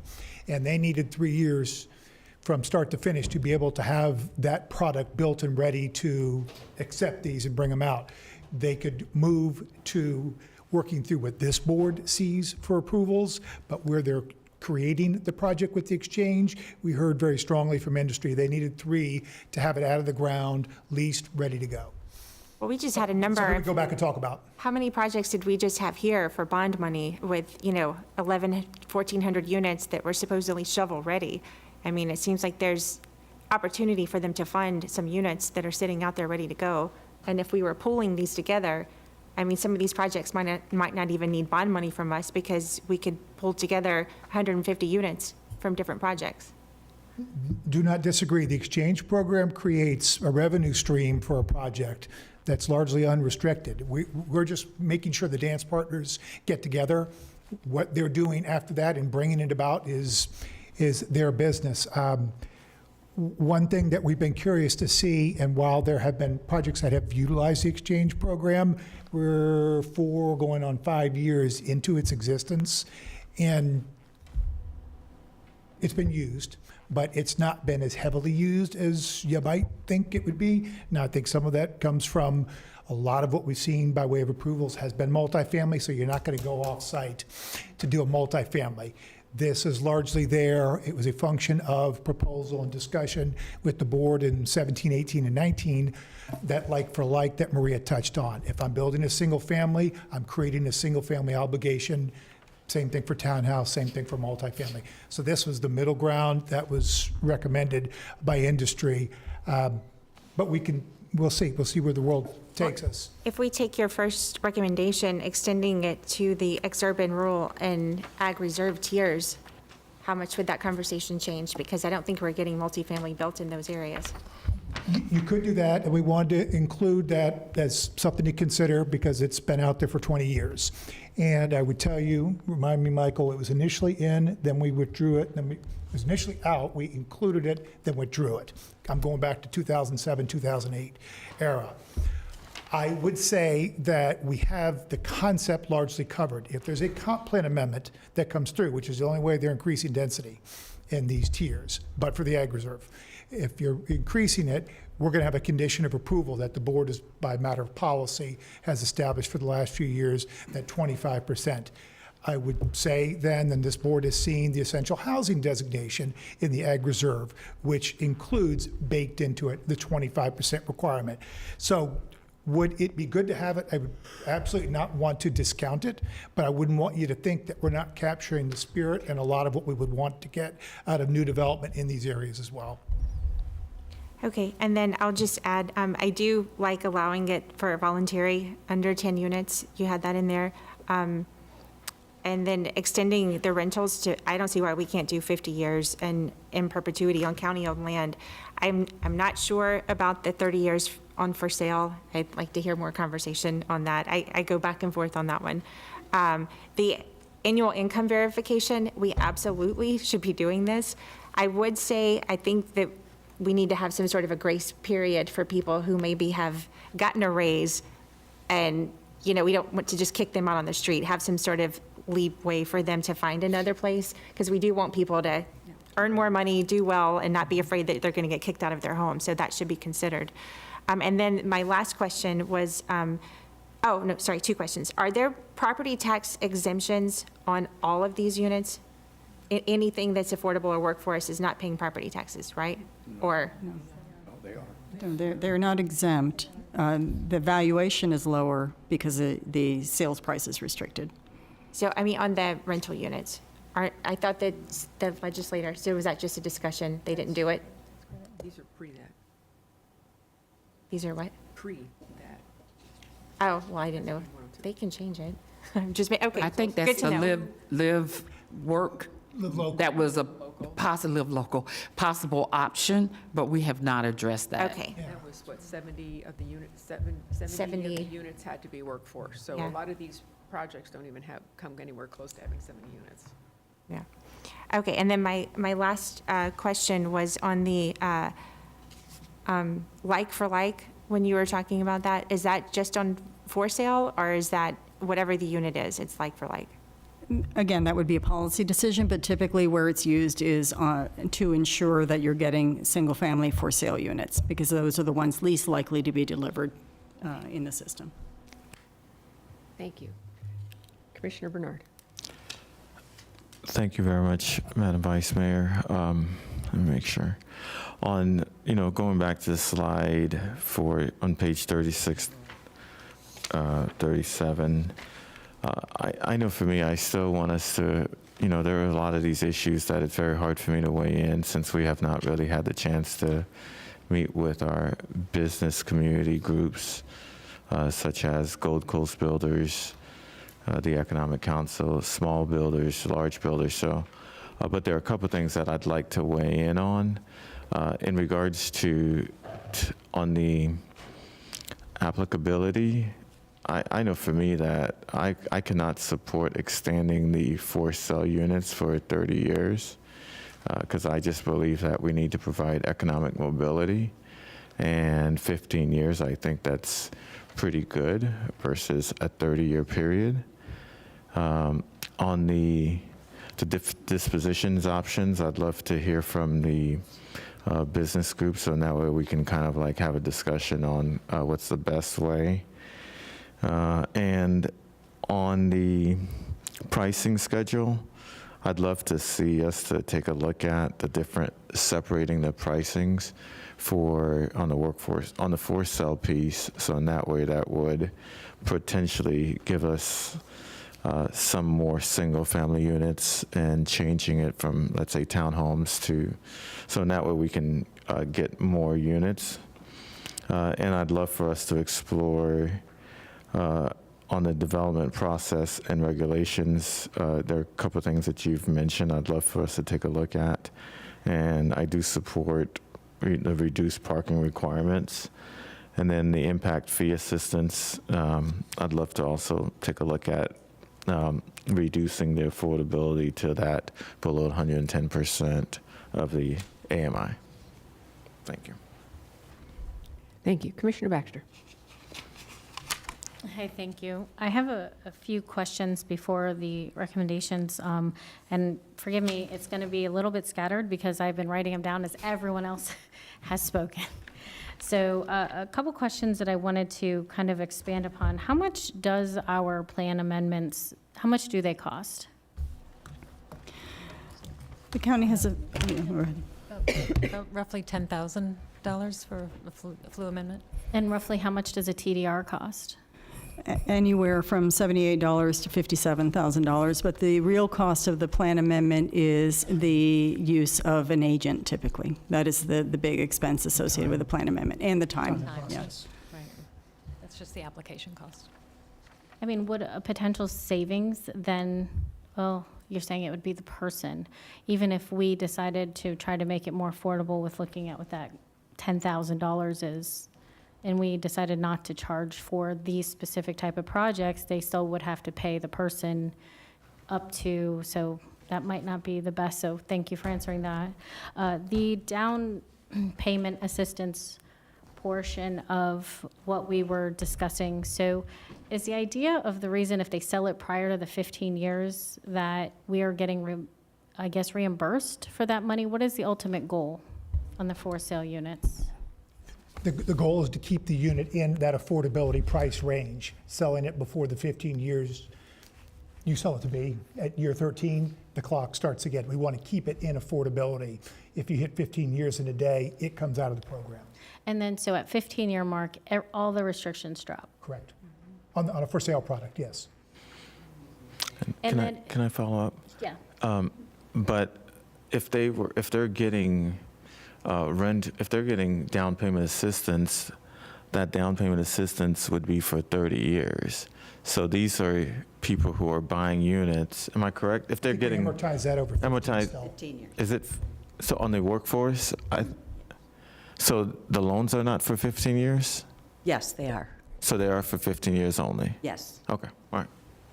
And so then after, thank you for that. So after that 15-year period, all the restrictions go away, but do they have that buyout option? So say there's an increase in their property value that much, can they opt to pay it back? They own it. Well, I'm saying like at 10 years, let's say, they haven't met that 15-year threshold, they want to sell it. Can they pay back whatever would be left in the down payment assistance to have it at market rate? If they were selling the house at year 10, that would come out of proceeds to repay Yes. what's left as the balance of that, as well as the balance of the mortgage, in a typical house transaction. And I guess I'm saying we allow for that. Yes. Or asking. Yep. I'm just- But the unit would need to be sold at the restricted price to an eligible household. That, In yeah, that- they can't Income take that eligible unit and buyer. then sell it at market rate. 15 years and 1 day, they're able to sell it at market rate. So when they walk in the door, they've got savings, they've got investments from day one. They just can't realize that full investment until 15 years and 1 day. They have that equity. They have restricted equity when they start, That is correct. and it unrestricts, the equity unrestricts it. At 15 years. May I speak? The equity unrestricts after 15 years. So they have a restricted equity in the form of the down payment assistance and whatever the differential is between the actual value of the house and what they bought it for. So let's say it's a $200,000 home. It's probably worth $450,000 on the day they move in. And they've got another $57,000, so-called 50 grand. So they're walking in at 500,000 they're going to get restricted, but once that equity gets restricted, they only get a portion of it back. But once they go to 15 years and 1 day, they get the whole thing. It's all theirs. So If I could on just the, add to that, I'm sorry. They do get some equity Equity. appreciation, though, because as that workforce housing sale price increases with incomes over time, there is some increase. It's just not as much as a full market rate increase under most economic scenarios. so I guess to wrap this up on your affordability periods, I'm not at all in favor of going to 13 years or 30 years on for sale, excuse me. 15 years, okay. And honestly, I would like us to not, if somebody sells in year 14, I'd like to set the reoccurring years even less than 15. But, if your goal is to keep them in perpetuity or trying to keep, we have so many rentals. The thing is, how many for sale units do we actually have in this program currently? About 250 for sale units have been constructed. We have a few more in the pipeline. And are they currently so they're constructed, lived in, the program is happening currently? Individuals in the homes. And how long have we had this program in place? Since 2006, but the for sale units did not materialize until, I think, 2017, 2018, the first for sale units. I guess my point is I don't think there's some huge loss, but maybe some benefit and incentive to getting homeowners more involved. And we have hundreds, 1,100 to 1,400, whether that's bonds, we have other hundreds, rentals everywhere. Why not make, the American dream a little bit of more reality if we're only talking about a couple hundred units in the overall picture? That ratio, that scheme, that schematic is very skewed to one side, unless I'm misunderstanding the numbers of how many rentals versus ownership we're having. Just a quick question. And I would tell you that disparity exists because our units track based on what the market brings in, what you see on Thursdays. So there's nothing driven by us that will move apartments versus detached single-family townhouse, anything like that. This is just following what the market brings us. And again, that market part of it is why I wanted to have more of industry kind of participating in these conversations. The idea of restricting in perpetuity on county-owned land, I am in favor of that. If we're gonna, have county-owned land that is rentals, I'm assuming or are we talking about ownership? Rentals, right? Could be either one. So for rentals, I'm okay with restricting it in, perpetuity. If we want to say this is always going to be a rental or affordable unit, As far as 50 years for, extend to 50 years for new rental projects, I don't have a strong feeling on that one way or the other. I think 50 years from now is a very long time. So we'll leave that alone. Allowing projects with less than 10 units, I think, is reasonable to, to participate. There were, so I think we covered most of this. All right, so lastly, I cannot stress enough how many times as a board we have focused on infrastructure over the past, and roads, and what's here and what's not. And I have to say that I am a little concerned that there's let me back up a little bit. One of the things that I had asked the attorney earlier was about, we have a density bonus program. And I wanted to know from legal, and he will get back to us, but I want the board to be aware of what I would like us to all know, is that could we make it as a part of our ordinance to get the density bonus in areas of deficient roads, to get the density bonuses, that it has to be of a standard. Now, not the development order, because we can't restrict that, but to get the bonus of all those additional units on roads that are already suffering. I mean, we have an issue here, and it's a balance, right? We have this huge housing issue, but we also have this huge infrastructure and road system issue. And we have to find a way to balance the two. So I don't know, if we get that legal opinion at some point, I would like to know. But the reason I mention that now is it brings me to my next point. I cannot express enough how much of a big no on changing the tier to also go into the ex-urban, rural, and ag tiers until we get our infrastructure. I think we're going to be having huge workshops, mobility fees, if this legislation passes, and we're already in the process of looking at an overall picture. But I think our infrastructure is struggling way too much currently to allow this to expand, especially ex-urban. I mean, we're specifically talking about the acreage, where I think every road out there almost is suffering and deficient. So how do you go then say, all right, well, we're going to add them to this? It's a huge problem, and I can promise you from hearing her at previous meetings that if the Mayor Sachs was here, she'd be probably a little antsy in her seat about having this in the anywhere in the ag reserve.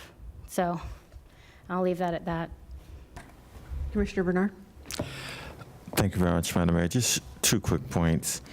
On the exchange that you talked about since 2019, is the reason why they're not using the exchange because, like, we as a board have been more to build the units on site a little bit more lately? I would say it goes more to what Patrick mentioned earlier, that most of the projects that we're seeing are multifamily, and so that is the product that we're seeing. There aren't that many parcels left for single-family development. And so the likely candidates to use an exchange program and send their units off through the exchange program, we just don't have that many of them. Okay, thank you very much. And lastly, just to make sure that I know sometimes we have our 30-year notes. Don't we have those, like when we do provide second mortgages to our residents? We do have them on our purchase assistance and first mortgage program. We do have 30 years. Now, are those workforce units or? Affordable. Those are all affordable? Yeah. So on the affordable units, they're 15 years? On the affordable units for our purchase assistance or first mortgage program, it's 30 years. Okay, and then Then some of the programs under that, some are 15, just depending on what the program is. Okay, but none of the workforce units are 30 years? No. Okay, thank you very much. Okay, I think I'll bring this one to a close with my questions, and then first I'd like to reiterate that we need reporting. I mean, we saw what happened in Wellington where units were getting rented at market rate. So we definitely need to stay on top of reporting of the units. I do agree that there could be a grace period of what qualifies for being a, someone who is in an affordable housing unit or a workforce housing unit, and if they've achieved the American dream and they're getting a raise, I don't think we need to kick them out on the street the moment that happens. But I do see that we do need to monitor this. I do have a question, and to achieve the American dream, we all have to have a good credit report. So folks that are in apartment units, how do they establish credit? Is there a credit reporting system that apartment complexes or landlords or anything can contribute to? Do you have, that does not really pertain to anything we're talking about, but it does if you want to then go and purchase a unit. You have to have a good credit report. So I didn't know if there was anything out there like that. And if you don't have an answer, you can come back to me with one, that's fine. Really don't. The only point I would make on it is, through the rentals, so much of what we tried to do the program is stay out of the way of management, management groups. And what we heard going back through the years from entities who manage, we have, when someone comes in, they do the background check, they run a credit check, they're already doing these things for them. We had contemplated through the years requiring that ourselves and stepped away from it because the apartments are doing that, to your question about credit and things of that sort. So otherwise, that's the level of our involvement at that point, and we wouldn't engage on any others if they're deficient in their payments, things of that sort. Okay, thank you. For the exchange, it would almost be that it should be bedroom for bedroom. So if you're building a five-bedroom home, you should be replacing that with at least 5 bedrooms, not obviously a 5-bedroom rental unit, but at least a conglomeration of units that have 5 bedrooms. Does that make sense? And that is more than the 1.5, but that truly does replace the amount of bedrooms. And the developers are already getting a bonus. So I know we're trying to figure out industry and everything like that, but at the end of the day, we're also trying to put people in units. So I would like to just maybe base it on the amount of bedrooms. I'd appreciate the possible changes that you all have listed here. The 15 and the 30, I'm fine with that. And the folks that are getting into the homes as owners are benefiting along the way. One, no or very little down payment. 2, very small interest rate. Because the house is at a discounted rate, the taxes are lower. So along the way, they're already saving money. So I'm fine with the 15-year. And then if they go out before 15, it kicks back into 15. I'm fine with that. I agree with the tier application. No. And I think since the day one that I took office, I've never been in favor of in lieu. I don't think it's a really good exchange, and it doesn't put units in the ground. So I do not see I see eliminating the in lieu option. I know we would like units to be on site, and with the apartments, it makes it a whole lot easier to do them on site than the homes, but we don't have that many projects that are coming to us that are building homes. So wherever they can build them, we need to make sure that they get built. Reduced parking requirements, we got to figure that one out. And we also have to, jumping off of what Commissioner Baxter said, your light is on again and your light is on again. I'm ending this conversation. I'm not having more questions after this. So Commissioner Baxter, what is it that you'd like to ask? I just wanted to kind of agree. I don't like the in lieu. I agree with bedrooms for bedrooms, because I didn't mention that earlier. The parking, I hesitate on that, but if you think it's a good, if Commissioner Weiss thinks that's a good idea, I will support his thoughts on that. Matt, I would like us to have at the county a map of units, color-coded, for sale, rentals, already online, not online, so that we can have kind of that bird's eye view, what we're talking about, where we're talking about, and be informed on where they are. We like information, so, and I don't know if it would take longer. I think a paper one for now is fine, but even if we could have that digital, to have, something to hover over that says this many units or whatnot, because I think we have a large county and it can get lost on a paper, but for now, I think that would be beneficial. And so the map of the units, and if you could, at the end of all of our questions, just kind of recap what you've taken away so we know we're all on the same page, I would appreciate it. And Commissioner Baxter, if I could interject, we are looking at launching the Workforce Affordable Housing Dashboard later this week. It's ready to go, and one of the things you're going to be able to do is you can either click on the affordable units or the workforce units. You'll be able to hover over the map to see what the development is, where it is, and all of those types of things. So that will be helpful, hopefully, for you all. I love when you're already doing something I've asked for. It's like my favorite thing, so thank you. Administrator Not Baker. lucky. When the board is done, I just wanted to follow up on parking. We are going to be looking at that and studying it. I am aware of developments where parking was significantly reduced, and the individuals living in those particular developments, tow trucks are there, and they're the least able to afford to pay for towing. So we just want to avoid creating that atmosphere, but definitely reducing parking where we can possibly reduce it. Commissioner Weiss.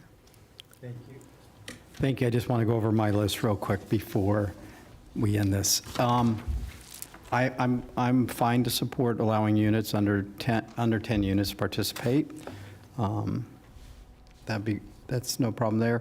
I agree with the income verification and eligibility determination.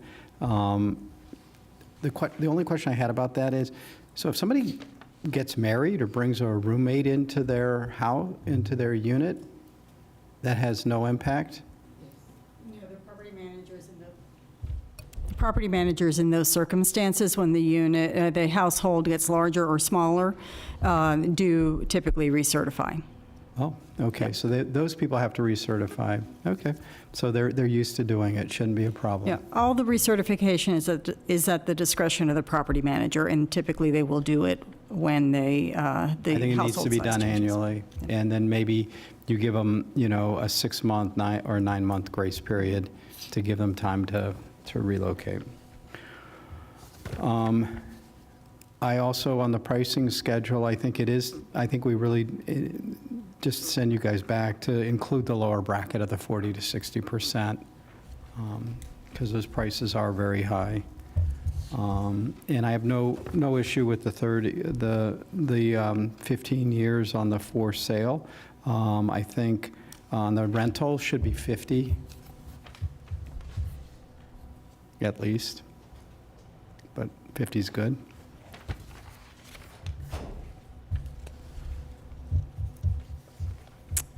And I think we need to look at everything we can to how we can reduce costs on building, the workforce or affordable units.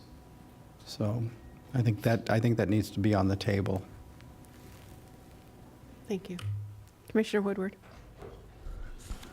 Thank you, Vice Mayor. I wanted to weigh in on just a couple that I forgot. I do agree on removing the in lieu option, and also on keeping it at or below 110% that you had asked.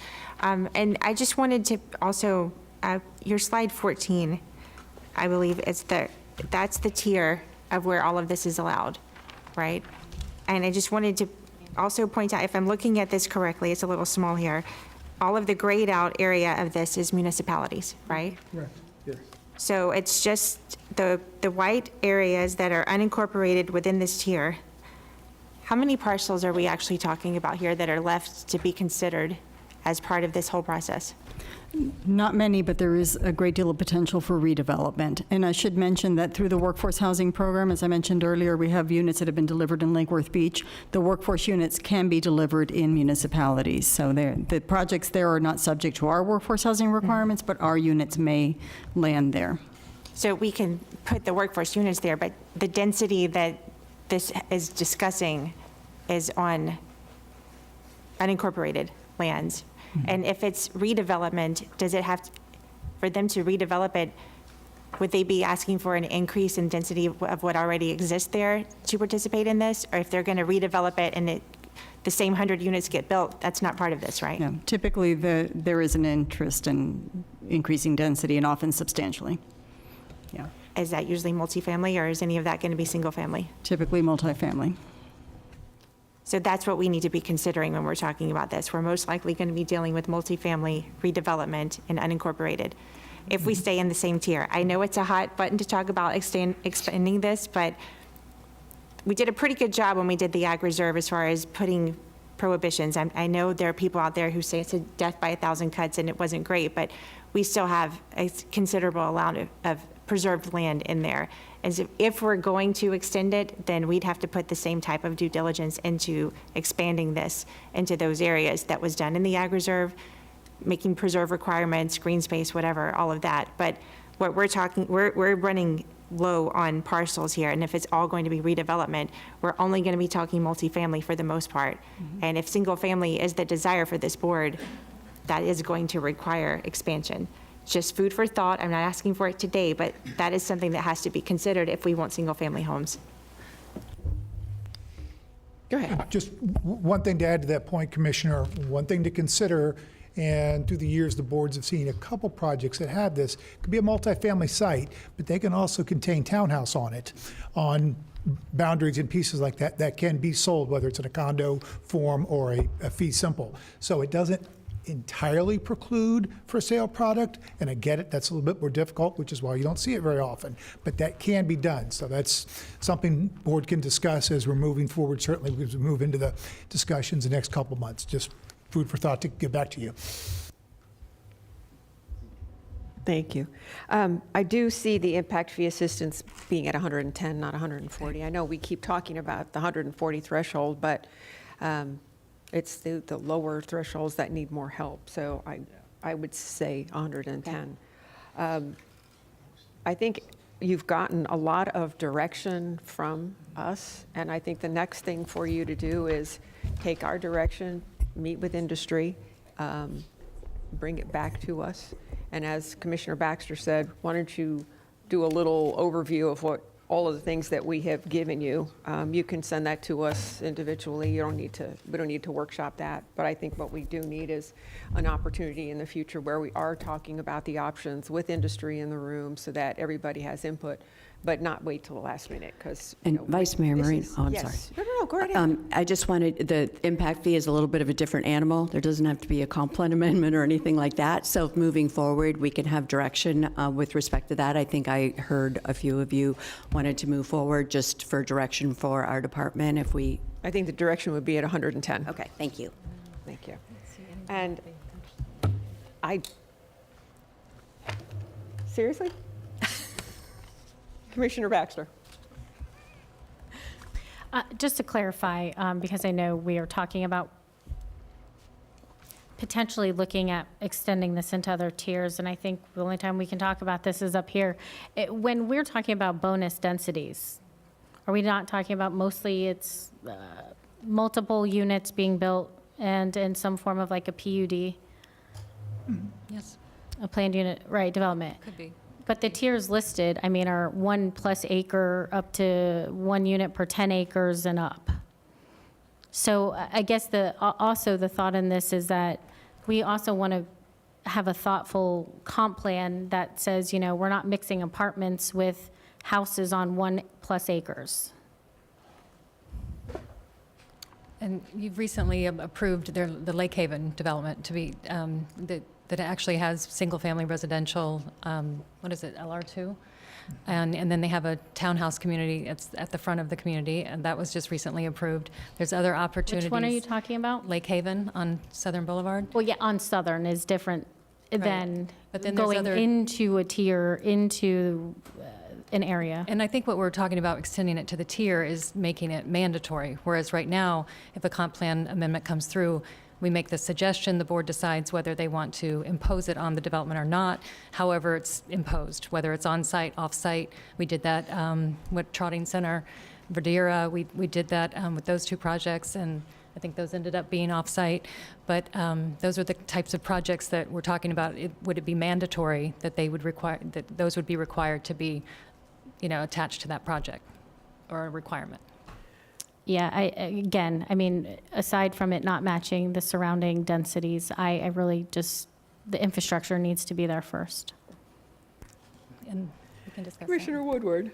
Thank you. I did want to clarify that, because we do approve, we have, and boards before us have approved projects in this area, and it's not been mandatory. Whatever has been put on there was a choice of that board. And I'm just saying, if they're going to keep wanting to build there, then why not make some of this mandatory? I mean, if some of these developments, Arden, that's out there right now have been built under this exact same ordinance of what we're talking about now, how many additional units would we have some other place, even if they did an exchange? If they're going to build and they're coming, they're going to show up here either way to come and build. If they bought land, they want to build there, why shouldn't we get some workforce units out of this and affordable units that's mandatory, and put all the parameters you want on it, but don't leave it up into, whatever they present us with and come and meet with us, and then the board decides. They should be playing by the same rules as everybody else. That's my opinion. Commissioner Baxter. I mean, I'll leave it be. I think we're kind of beating this to death at this point. I absolutely, I mean, my residents, a lot of the acreage residents, didn't want Westlake to be there, and now we're suffering through a lot of issues because they're there. It's a clash of lifestyles because they live one way and the surrounding neighbors live another way, which is where we are. And so I don't want this repeat effect throughout the entire area is, I guess, the concern. So I am here to stand up for, my residents, and I think they would hate that. So that is what we are here for, is to stand up for our residents, and, if this impacts that area. So thank you. Okay, going once, going twice. But I do want to make a comment, though, about, and Patrick, you alluded to it also, townhomes. Townhomes are fee simple. So I know when we talk about multifamily, sometimes townhomes get thrown in with multifamily, but I've lived in a townhome for 30 years, and I had absolutely no issue with it. I had a front yard, a backyard, and we had amenities on site. So anything we can do for townhomes is, and I know we've done that in the Ag Reserve. We approved a project that was townhomes, which was the first that hasn't come out of the ground yet, but it'll get there eventually. But I think you all have good direction from the board. I think this has been a lively, spirited discussion, and I appreciate everybody taking the time to do this. And you all are done, and I have here BCC comments, and anybody else who'd like to comment on anything. So if you do, put your light on. If you don't worry. Commissioner Weiss. I just, two things. One is I need to, I'll look up at the camera, I congratulate my aide and assistant, Virginia Savietto, who is going to be serving on Palm Beach County School Board, so congratulations, Virginia. And I don't want to take away the thunder of my colleague, Mac Bernard, but I do want to just make a comment regarding Juneteenth, which is tomorrow, and really the celebration of emancipation 2 years after Abraham Lincoln announced the emancipation of enslaved people in this country. But it's hopefully an opportunity to reflect, number one, on how we have progressed, but also that we still have challenges as families, as communities, as everybody does. But I am hopeful by taking time to recognize contributions of the African American people in this country, that we realize how important everybody is in making America really a wonderful nation. So, thank you. Commissioner Woodward, any comments? Commissioner Barnett? Commissioner Bernard? Commissioner Baxter? I think I said enough. Thank you. I think it was a lively discussion, and I think we're adjourned at 3:35. Thank you very much.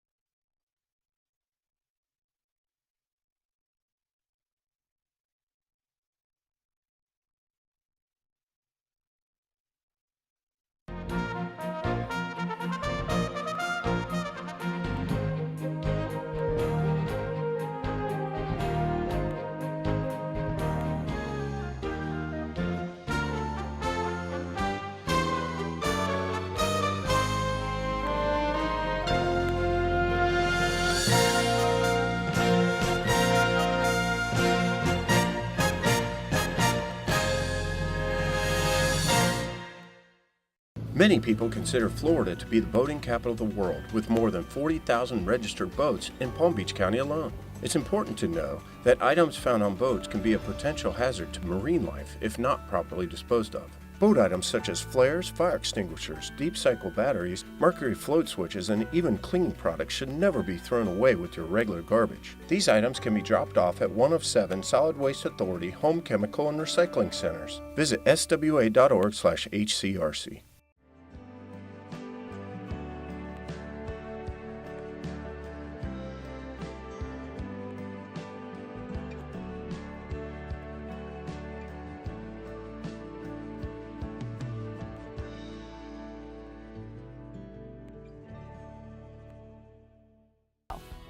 Palm Beach County Fire Rescue has an operating budget of approximately $75 million annually.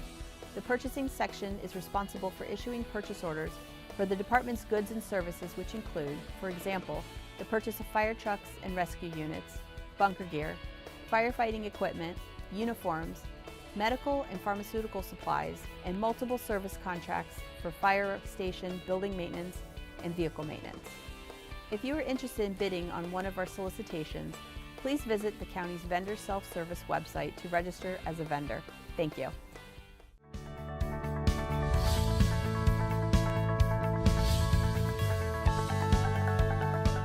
This department is made up of administrative services, which handles financial and administrative functions, construction coordination, which oversees active construction projects, land development handles permitting and land development approvals, road and bridge maintains all county-owned roads and bridges, roadway production designs and coordinates roadway improvements, traffic develops and maintains safe, efficient travelways, and streetscape beautifies medians and unincorporated areas. At the county, all procurement is handled through our purchasing department with a few exceptions. One such exception is that as one of the construction departments of the county, we are able to acquire our own professional and construction services. Our professional services contracts utilize the CCNA, or Consultants Competitive Negotiation Act, selection process. This is a Florida statute for acquiring the services of professionals licensed in engineering, surveying, and architecture. This process allows us to choose a team to design a project based upon qualifications. Once a team is selected by the selection committee, we then negotiate a fair and reasonable fee. The contract is then sent to the Board of County Commissioners for approval and award. These contracts require the consultants to be CCNA certified by Palm Beach County prior to them submitting their proposals. This certification ensures that they are properly licensed and have sufficient experience to provide the services required by the county. To become CCNA certified with the county, please visit our website where the instructions and forms are posted.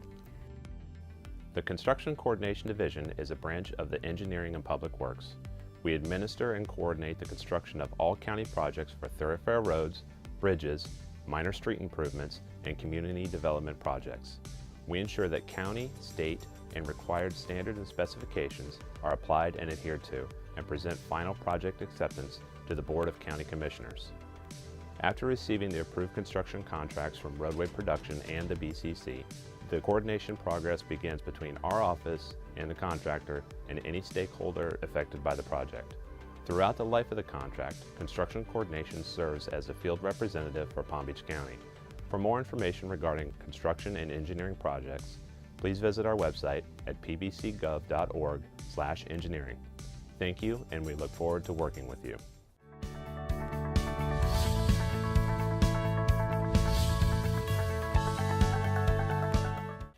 Our mission is to provide access to opportunity for everyone, safely, efficiently, and courteously.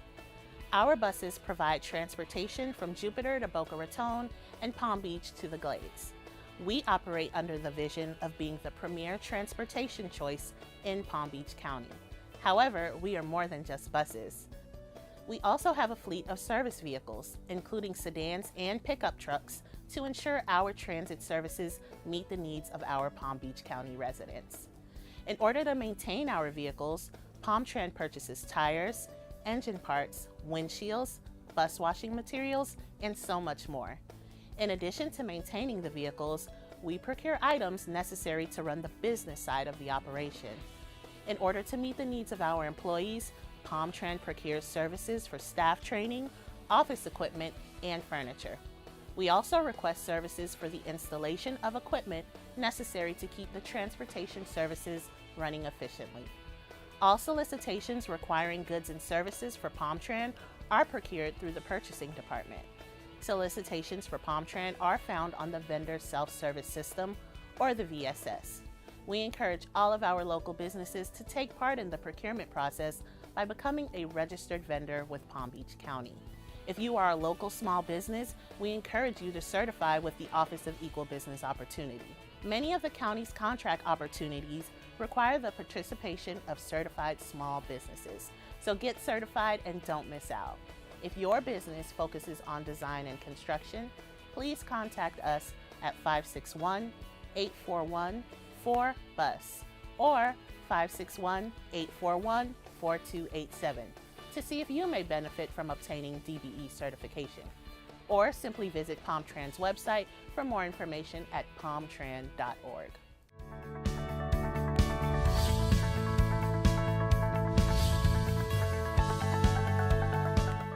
The Office of Resilience works to ensure a thriving Palm Beach County while confronting climate change and sea level rise through adaptation, mitigation, and sustainable development. We're here to serve as a resource and consultant to county government operations, as well as the entire county-wide community. It's essential that we all consider the effects of increasing temperatures, more frequent and widespread flooding, and other consequences of climate change as we build critical infrastructure today that will provide essential services to the county's community for years and decades to come. That's why vendors working with Palm Beach County's Engineering and Public Works Department on local road projects are required to reach out to the Office of Resilience during the planning stages of your project, and others are encouraged to do so. I particularly encourage you to review the Southeast Florida Regional Climate Change Compact Unified Sea Level Rise Projections. This publication and other available resources, such as the Federal Emergency Management Agency's flood maps, the National Oceanic and Atmospheric Administration's Sea Level Rise tools, the Florida Department of Environmental Protection's Sea Level Impact Projection Tool, or SLIP tool, and the Coastal Resilience Partnership of Southeast Palm Beach County's recent vulnerability assessment all provide excellent guidance on building to accommodate future sea level rise. For more information on how Palm Beach County is working to adapt to and mitigate climate change, please visit our website at discover.ppcgov.org/resilience or call the Office of Resilience at 561-233-2400. Thank you, and we look forward to working with you.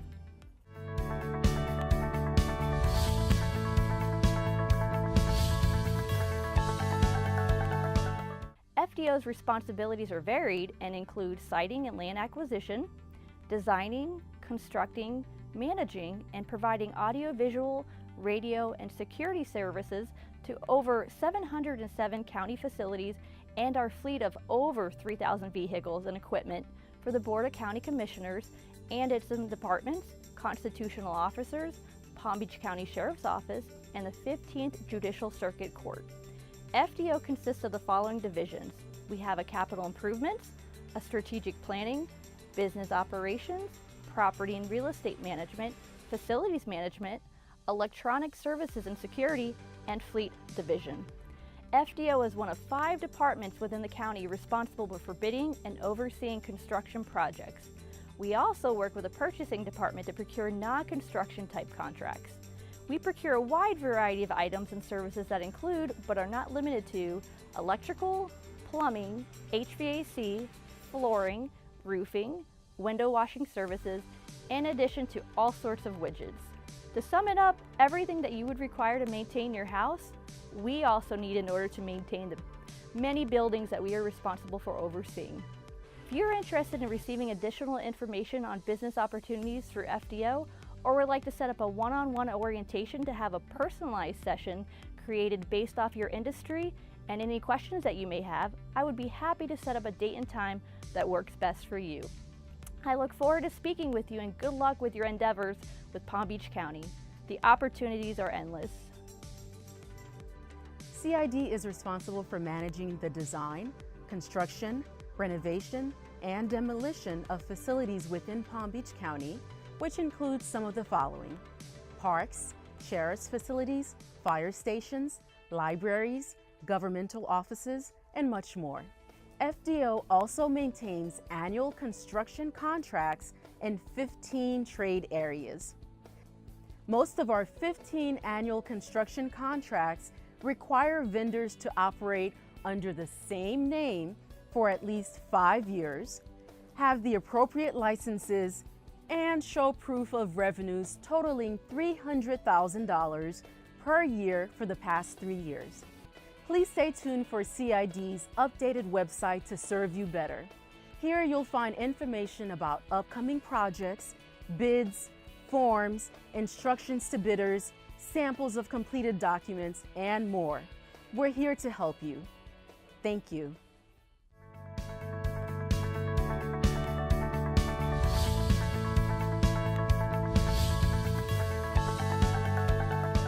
At the library, our vision is to open minds to a world of unlimited possibilities, which guides our mission to connect communities, inspire thought, and enrich lives. The library system serves our residents through 17 branch locations, an annex support facility, and a bookmobile. We offer materials in many formats, including books in hard copy, paperback, large print, downloadable, and audio formats, along with DVDs and music CDs. Residents are invited to attend one of our cultural events, learn at a computer class, attend a musical performance, or a seminar that is offered both in person and online. Our department procures a large variety of items, including office supplies, classroom supplies, equipment, books, MP3s, DVDs, serials, online resources like consumer reports, and library cards. Services we procure are typically associated with the upkeep of our facilities and grounds, which includes landscaping services, janitorial services, and pest control services. In addition to maintenance-related services, we also procure security guard services and courier services to transfer material between our locations. If you are looking to provide goods and services for the Palm Beach County Library System, please visit the Palm Beach County Purchasing Department's website. There you will find information on the latest business opportunities and how to become a registered vendor via the Vendor Self-Service Program. We also offer a business librarian who assists business owners and entrepreneurs across the county. All these resources are available through our website, www.pbclibrary.org. Thank you for your interest in the Palm Beach County Library System. We look forward to working with you.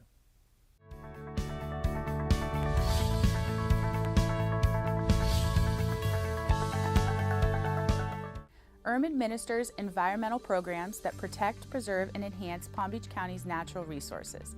This entails the management of public beaches, 2 inlets, and more than 31,000 acres of conservation lands. We solicit bids for the construction of environmental restoration projects throughout the county. In addition to construction services, we regularly advertise for exotic vegetation management, coastal vegetation planting, insecticide spraying, and consulting professional services.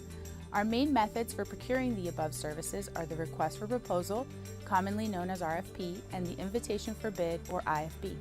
Our consulting and professional services follow the Competitive Negotiation Act process, commonly known as CCNA. CCNA certification is required for all consultants. Contact the engineering department for more information. Bidding requirements vary depending on the nature of the work solicited, but typically include E-Verify registration, a certificate of insurance, public construction bond, and a state of Florida business license. Our contract team, consisting of 1 contract manager and 2 contracts and grants coordinators, oversee the procurement process and monitor our construction and non-construction contracts from beginning to end. Our staff reviews all construction-related documentation, including invoices, amendments, and work orders prior to approval to ensure compliance with contract terms and conditions. For current construction and non-construction bidding opportunities with our department, visit the county's vendor self-service registration site, the VSS. Our website, discover.pbcgov.org/IRM, also contains details on previously advertised solicitations. We invite you to learn more about the exciting work we do at IRM, but don't take it from me, go see for yourself.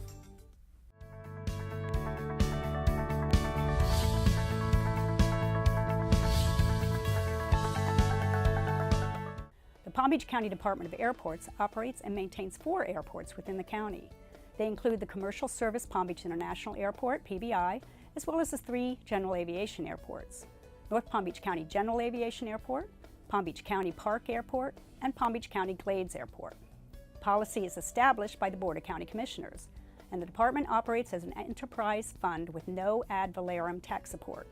Operations are funded by user fees to airlines, businesses, and passengers. Capital improvement projects are also funded with federal and state grants. Those projects funded with federal and state grants require certification under the Disadvantaged Business Enterprise DBE program. Those firms must be certified by the Unified Certification Program for the state of Florida as a DBE. Opportunities for Palm Beach County Office of Equal Business Opportunity certified SMWE firms to work on contracts for the Department of Airports can include the following: design professional services. Airports has multiple consulting contracts, including general engineering and planning services for both locally and federally funded projects. Typical services include horizontal infrastructure design, such as general civil and airfield electrical design of runways, taxiways, and aircraft parking aprons, as well as site development and roadway facility planning and design. Vertical facility design, such as architectural, mechanical, electrical, structural, and landscaping design of airport-related and ancillary facilities. The Department of Airports utilizes several continuing contracts for both professional design services and CM-at-risk contracts. It is important to make sure certification is in the appropriate commodity codes for the services to be provided on the VSS website. For information on the firms under contract, contact the Department of Airports at 561-471-7426. A pre-proposal or pre-bid conference is scheduled prior to the deadline, which may or may not be mandatory. Bid openings are open to the public at the Department of Airports Administration Building at 846 Palm Beach International Airport. A notice of intent to award is posted at the same address, with the exception of projects under one of the CM-at-risk contracts.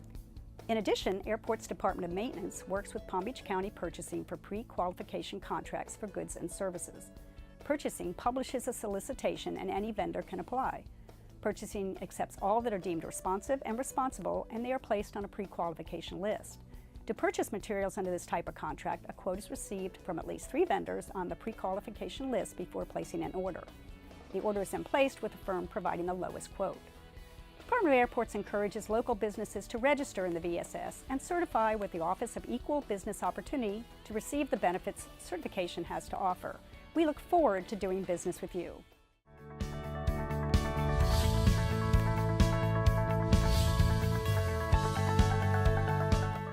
We are the 3rd largest utility in the state of Florida. We serve over 585,000 residents within a 1,300 square mile service area. WUD is one of the county departments that has been delegated construction authority under the County Purchasing Code. WUD procures goods and services through our procurement division and professional and construction services through our engineering division. I would like to introduce our support services coordinator to highlight our goods and services procurement process. Some of our daily operations include the operation of 5 water treatment plants with the capacity to produce over 113 million gallons of water per day, 3 wastewater treatment plants that treat approximately 67 million gallons of water per day. We also own and operate nearly 2,500 miles of underground piping, maintain thousands of lift stations, fire hydrants, valves, and manholes. What do we purchase? For goods, pipe, fire hydrants, tools, electrical and plumbing supplies, water treatment chemicals, software to support our IT infrastructure, just to name a few classified on the goods side. Types of services include pressure cleaning, tank cleaning, hauling of sludge and debris, landscape services, as well as landscape installation services to maintain our wetland areas, such as Wakota-Hatchie and Green Cay. WUD also solicits construction services for our capital projects. WUD prepares an invitation to bid, or IFB, that contains the scope of work, bid due date and time, requirements, general terms and conditions. The IFB is reviewed by OEBO and presented to the Goal Setting Committee, where the APIs are determined that will be applied to that IFB. After the Goal Setting Committee, the IFB is advertised in the local newspaper and uploaded to the county vendor self-service site as well as on the WUD website. Bids are advertised for a minimum of 30 days. We hold a pre-bid meeting where we discuss the project, APIs, requirements, etc., and typically there's a site visit following the meeting. On the bid due date, the bid documents received on time are open. After opening the bids, they are reviewed by WUD and OEBO to determine if the bids received are responsive and responsible. After completion of the review process, a notice of award recommendation that lists the lowest responsive and responsible bidder is posted for 5 days. After 5 days, we proceed to prepare the contract for Board of County Commissioner approval. WAD hosts quarterly small minority women business enterprise outreach engagement events at both West Palm Beach and the Glades community to connect with local businesses. By partnering with local businesses, we are able to keep our infrastructure strong and reinvest back into our communities. Our capital improvement projects are essential to ensuring we continue to deliver the best water to our residents. For the latest news and information from our office, visit us online at pbcwater.com or follow at pbcwood on Facebook and Twitter.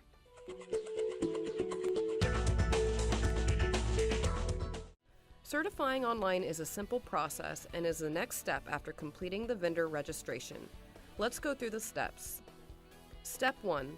Log onto your VSS account with the user identification and password you created during your registration.